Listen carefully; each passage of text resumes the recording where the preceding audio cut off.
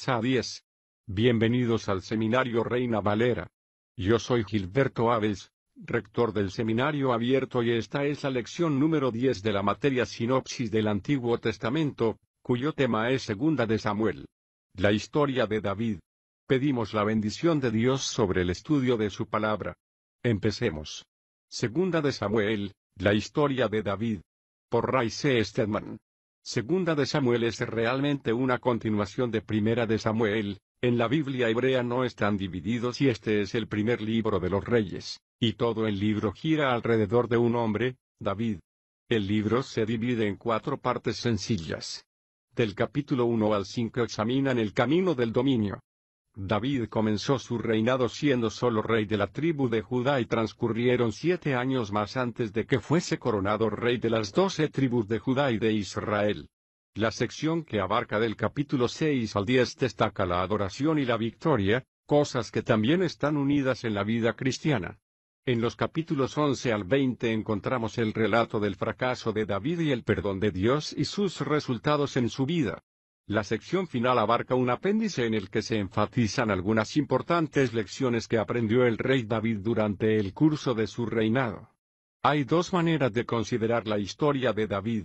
Podemos considerarle como una imagen de Jesucristo y es perfectamente apropiado hacerlo porque el mismo Señor Jesús usó esta analogía. David no fue solo el precursor y el antepasado, según la carne, del Señor Jesús, sino que fue además en su reino una imagen de Jesucristo en el milenio. David tuvo que pasar por un tiempo durante el cual se vio rechazado, perseguido, acosado y atormentado, pero durante el tiempo que vivió en el exilio, reunió hombres a su alrededor, que se convirtieron en sus dirigentes, sus comandantes y sus generales cuando se convirtió en rey sobre toda la tierra. De este modo, David se convirtió en una imagen de Cristo en su actual rechazo, siendo olvidado por el mundo, reuniendo en secreto a aquellos que habrían de convertirse en sus comandantes, sus generales, sus capitanes cuando viene a reinar con poder y gloria sobre la tierra. Cristo vendrá para establecer su reino, a gobernar y reinar en justicia, como nos dicen las Escrituras, y David es también una imagen de ello. Al desarrollar Dios esto y hacer que tenga lugar en el escenario del mundo actual, Dios va a hacer que Cristo ocupe por fin su trono, desde el cual reinará con justicia. David no es solo la imagen de Cristo, es también una imagen de cada uno de los creyentes en particular. Solamente leyendo el libro desde este punto de vista cobra vida y su verdad brilla ante nosotros. Si leemos estos libros del Antiguo Testamento como si fuesen espejos, siempre nos veremos a nosotros mismos reflejados en ellos. Los psicólogos nos dicen que siempre estamos presentes en nuestros sueños, sin importar de lo que se trate el sueño. Somos el objeto central. Puede que adopte usted la forma de un asno, de una vaca o de cualquier objeto, pero sea cual sea el tema del sueño, siempre ocupamos el lugar central de nuestros sueños. Lo sorprendente acerca de las Escrituras es que también ocupamos el lugar central en ellas. Estas cosas fueron escritas, nos dice Pablo, para nuestra instrucción. 1 Corintios 10, 11, a fin de que podamos entendernos a nosotros mismos al ver los acontecimientos que se van resolviendo en las vidas de estos personajes en las páginas de las Escrituras. Para nosotros el relato de David es una imagen de lo que sucede en la vida del cristiano cuando se la entrega a Dios, un lugar de dominio y de reinado. A todo cristiano se le ofrece un reino, de la misma manera que le fue ofrecido a David. Ese reino es el reino de su propia vida y es exactamente igual que el reino de Israel, que tiene enemigos que la amenazan desde el exterior, pero también hay enemigos en su interior que quieren minarla. Los reyes de Israel no consiguieron nunca librarse de los filisteos, de los amonitas, de los jebusitas, de los pericitas y otros hitas de aquellos días, que son una imagen de los enemigos internos que amenazan con minar y derrocar el dominio que Dios desea que tengamos mientras aprendemos a reinar en la vida por medio de Jesucristo. ¿Cuáles son los enemigos en su caso? Sin duda, no los llamará usted jebusitas ni pericitas, sino que los llama celos, envidia, lujuria, amargura, resentimiento, preocupación, ansiedad y otros problemas que nos afligen en nuestro diario caminar. Al ver cómo Dios hace que David se encuentre en la situación de reinar sobre su reino, Veremos además cómo el Espíritu Santo está obrando en nuestras vidas para que podamos encontrarnos en la situación en la que podremos reinar en la vida gracias al poder de Jesucristo. ¡Qué imagen tan exacta! A David se le llama en el Antiguo Testamento un hombre según el corazón de Dios, 1 Samuel 13:14, de la misma manera que al rey Saúl, el primer rey de Israel, se le podría llamar el rey semejante a las naciones de alrededor.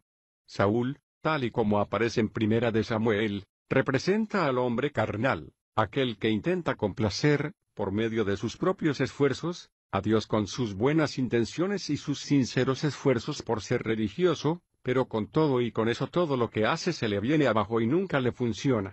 La vida cristiana no es solo una burda imitación de la vida de Jesucristo, debe de ser algo muy real. Debemos permitir que Cristo mismo viva en nosotros.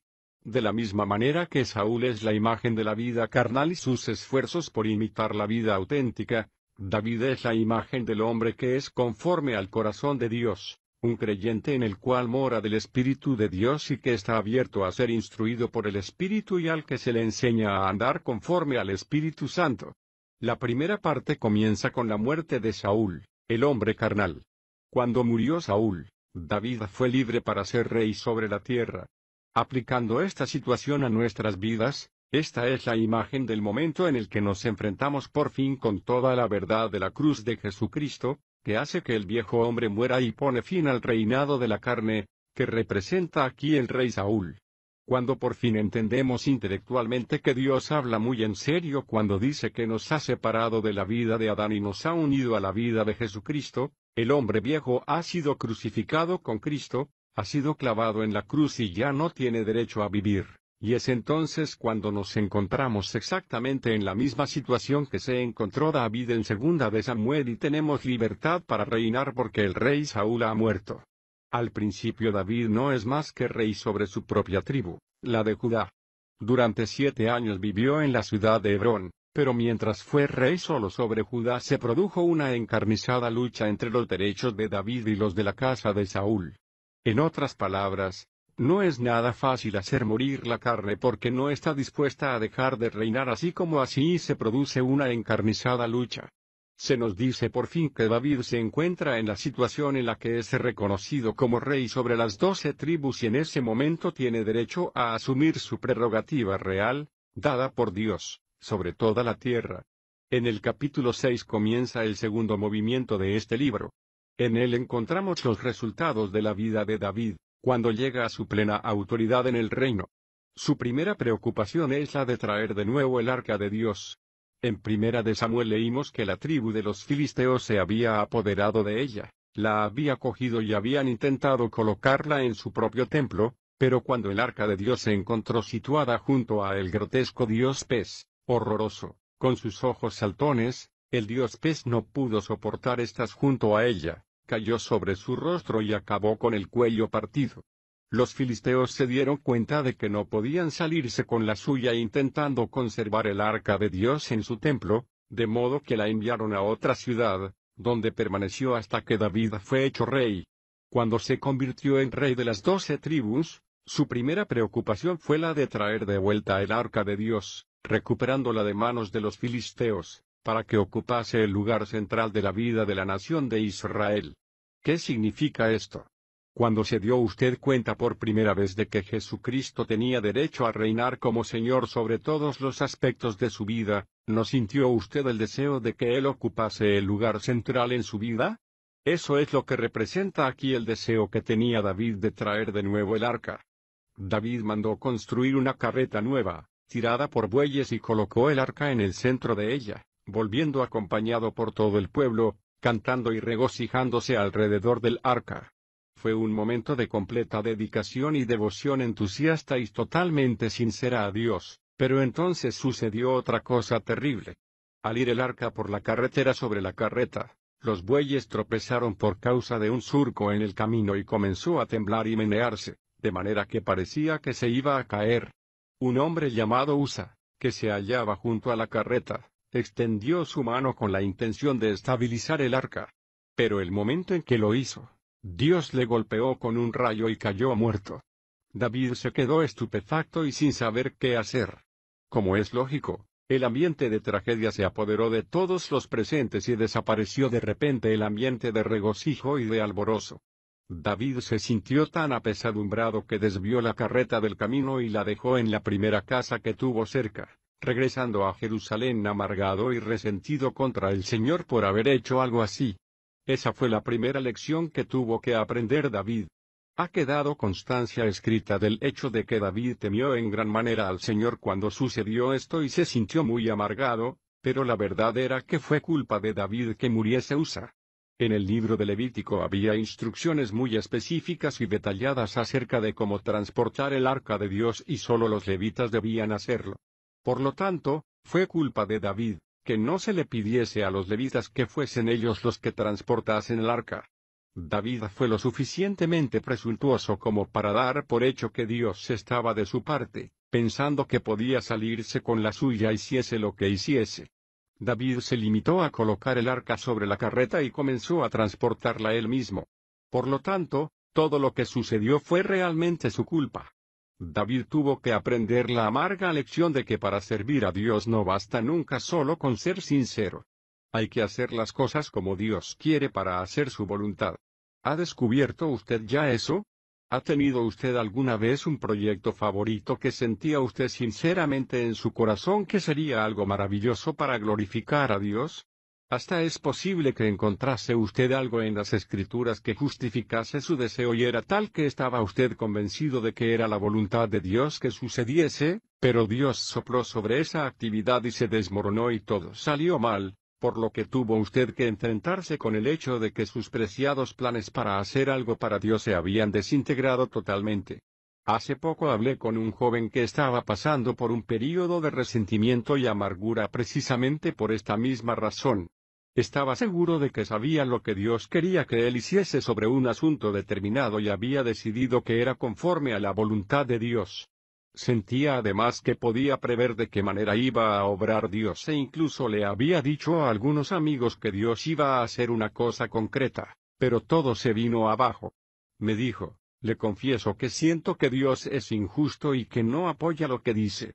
Hablando sobre el tema, resultó evidente que estaba pasando por una prueba como la que pasó David, que también tuvo que aprender y la muerte de Usa es un constante testimonio de que Dios no está nunca dispuesto a hacer concesiones al respecto. No es su labor seguir nuestro programa, pero sí es nuestra labor tener tal relación con Él que nos guíe de modo que llevemos a cabo su programa. Lo próximo que leemos en esta sección tiene que ver con el deseo que sintió David en su corazón de construirle un templo a Dios. El arca había estado en el tabernáculo, que no era más que una vieja y destartalada tienda de campaña, de modo que David razonó consigo mismo diciendo, yo vivo en una preciosa casa de cedro y el arca de Dios tiene que morar en una vieja tienda. ¿Por qué no le construyó una casa a Dios? 7:2. Cuando el profeta Natán se enteró animó a David a que lo hiciese, pero Dios le envió un mensajero a Natán diciendo, no, eso no está bien. La razón era que David era un hombre de guerra y solo Jesucristo o, según los términos del Antiguo Testamento, alguien que representa a la imagen de Cristo como príncipe de paz, construirá jamás el templo de Dios entre la humanidad. David había sido el escogido para representarle como el rey que había conquistado a todos, de modo que Dios decidió que no será David quien construya el templo. Dios rechazó el plan de David de edificar el templo, aunque la suya había sido una buena intención, sincera y seria, pero David no era capaz de aprender la lección de Usa. Tenemos en este capítulo un precioso ejemplo acerca de la obediencia de David, que adora a Dios y acepta sus decepciones y el tener que cambiar sus planes. Está de acuerdo en que Dios tiene razón y en que el que debería de construir el templo sería su hijo Salomón. El resto de esta sección es sencillamente un informe acerca de las victorias de David sobre sus enemigos, los filisteos y los amonitas. En otras palabras, cuando Dios se encuentra en el centro de la vida de David y su corazón está dispuesto a caminar siguiendo el programa establecido por Dios y no el programa de David, sino el de Dios, los enemigos externos se encuentran en total sumisión al hombre que camina teniendo esta relación con Dios. La próxima sección larga del libro comienza con el relato del fracaso en la vida de David, la oscura y amarga escena del doble pecado que cometió. Fíjese cómo empieza el capítulo 11, aconteció al año siguiente, en el tiempo en que los reyes suelen salir a la guerra. Después de la interrupción de la estación del invierno, cuando tenían lugar las verdaderas y apropiadas guerras por la causa del Señor, había llegado el momento de que el rey saliese a la guerra. David envió a Joab junto con sus servidores y todo Israel. Ellos destruyeron a los hijos de Amón y pusieron sitio a Rabá. Pero David se había quedado en Jerusalén. Ese fue el origen de su fracaso, pues abandonó el lugar de su obligación. No quiere decir necesariamente que estuviese mal, pero el estar ausente del lugar donde pertenecemos es estar expuesto a la tentación.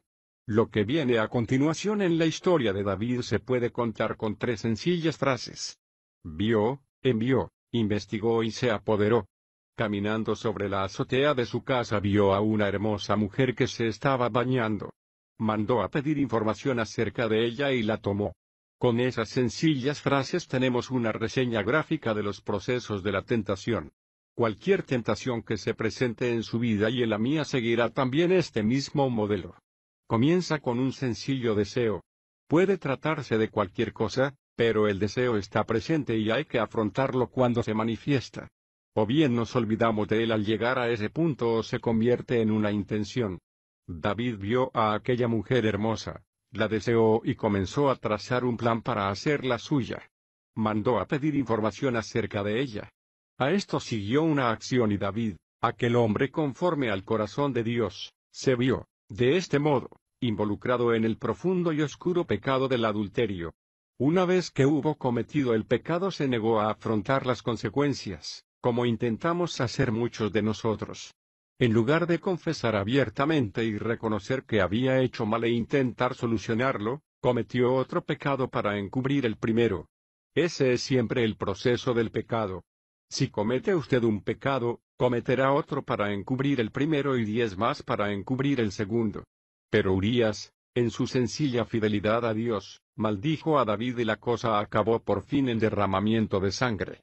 Joab, el curtido e implacable general de David, se convirtió en un conspirador juntamente con David en este complot y Urías murió en el campo de batalla y aunque Urías murió a manos de los amonitas, David fue realmente su verdadero asesino.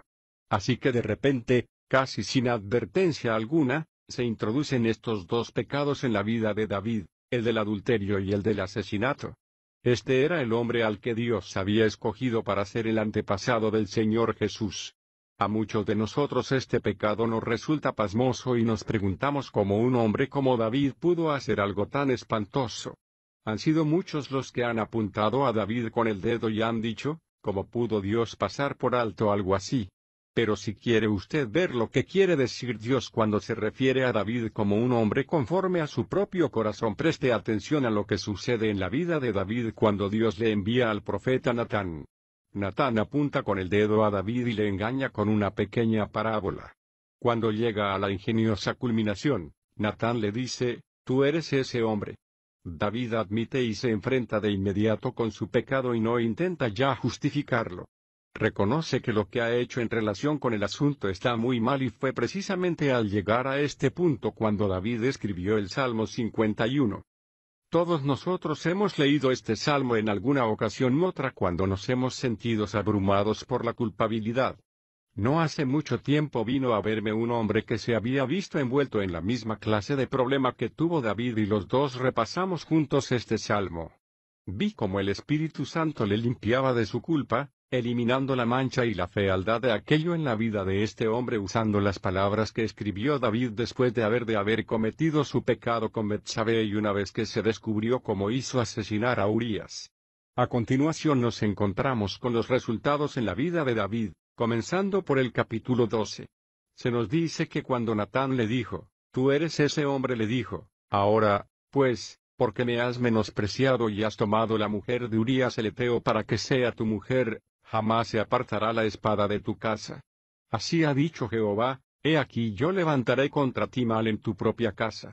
Ante tus propios ojos tomaré tus mujeres y las daré a tu prójimo, el cual se acostará con tus mujeres a la luz del sol. Eso fue algo que se cumplió literalmente en Absalón, el hijo de David. Natán continúa diciendo, ciertamente tú lo hiciste en secreto, Dice Dios, pero yo haré esto ante todo Israel y en pleno día. David respondió a Natán, he pecado contra Jehová. Y Natán dijo a David, Jehová también ha perdonado tu pecado, no morirás. Pero como en este asunto has hecho blasfemar a los enemigos de Jehová, el hijo que te ha nacido morirá irremisiblemente. Después Natán regresó a su casa. 12 a 15. Esta es una importante lección acerca del perdón. Son muchas las personas que le piden a Dios que les perdone sus pecados y que creen que al hacerlo no tendrán que sufrir ninguna de las consecuencias de sus caminos equivocados. Pero preste usted atención a lo que hace Dios con David. Le perdona a David después que éste ha confesado y le perdona la vida, aunque a pesar de que bajo la ley la pena por semejante pecado era la muerte. Dios le perdona a David y, por lo tanto, restablece su relación personal entre ellos, de modo que David puede tener una sensación de paz y puede sentirse libre de culpa. Dios nos trata no solamente por medio de su gracia, sino de su gobierno. En lo que al gobierno se refiere, lo que le interesa es el efecto que tienen nuestros actos sobre las personas que nos rodean, y esos efectos continúan produciéndose tanto si somos perdonados como si no lo somos. De manera que a David no le quedó más remedio que enfrentarse con los resultados de sus acciones y, tal y como nos dice el Antiguo Testamento, Dios reprende a los que ama, Apocalipsis 3:19. El primer resultado fue que el bebé que nació de esta unión ilegítima murió, a pesar de que David le estuvo suplicando al Señor, en un patético y conmovedor pasaje, en el que se ve que está destrozado por el dolor. Entonces tienen lugar los resultados que habían sido anunciados en la casa, en la familia y en el reino de David. El Nuevo Testamento nos dice, no os engañéis, Dios no puede ser burlado. Pablo dice, porque el que siembra para su carne, de la carne cosechará corrupción. Gálatas 6:7 y 8, pero los resultados malos de cada paso equivocado, dado en la carne, afectan a aquellos aparte de nosotros mismos, comenzando por los que tenemos más cerca. A David le fue dicho que como resultado de su pecado nunca más volvería a tener paz. En el resto de esta sección, del capítulo 13 en adelante, vemos de qué modo se cumplió esto. El próximo capítulo nos cuenta la sombría historia de Amnón, el hijo de David, que cometió pecado en contra de Tamar, su propia hermana. Esto hizo que Absalón, el otro hijo de David, odiase a muerte a Amnón. De modo que en la misma familia de David, entre sus propios hijos, se había extendido el amargo espíritu de rebelión, de mal y de lujuria, como resultado del fracaso del propio David. En la historia de Amnón y su pelea con Absalón y finalmente en su asesinato a manos de Absalón, nos encontramos con un rey David completamente impotente.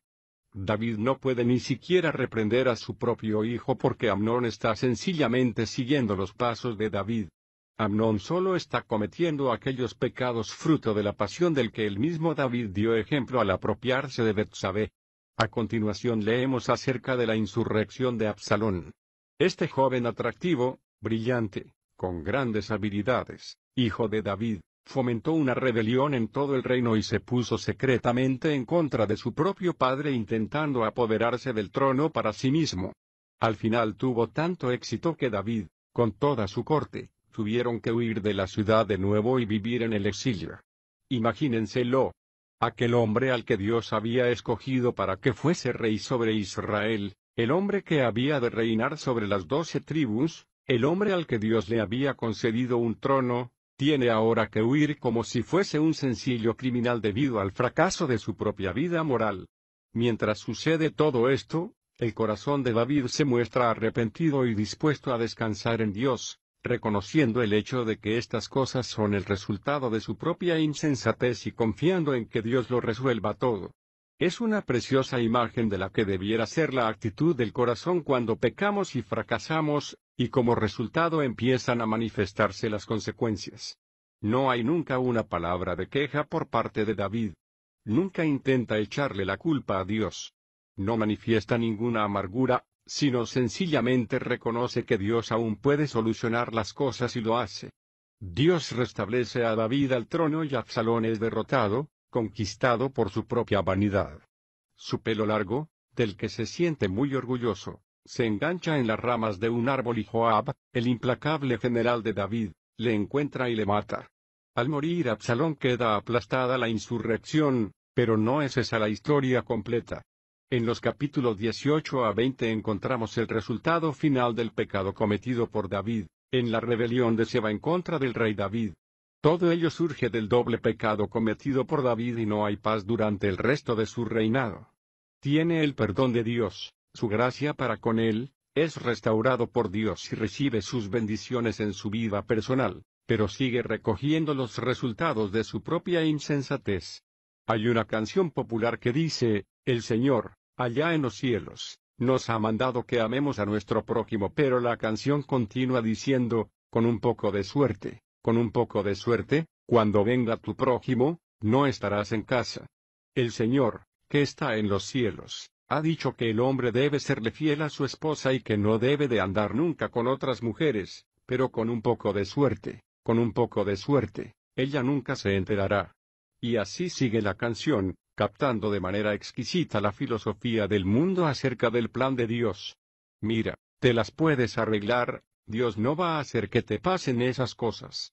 Si comes de este árbol, no morirás, le dijo Satanás a Eva, y con un poco de suerte las cosas se resolverán. Pero Dios nos muestra en la historia de David que esta filosofía es una mentira.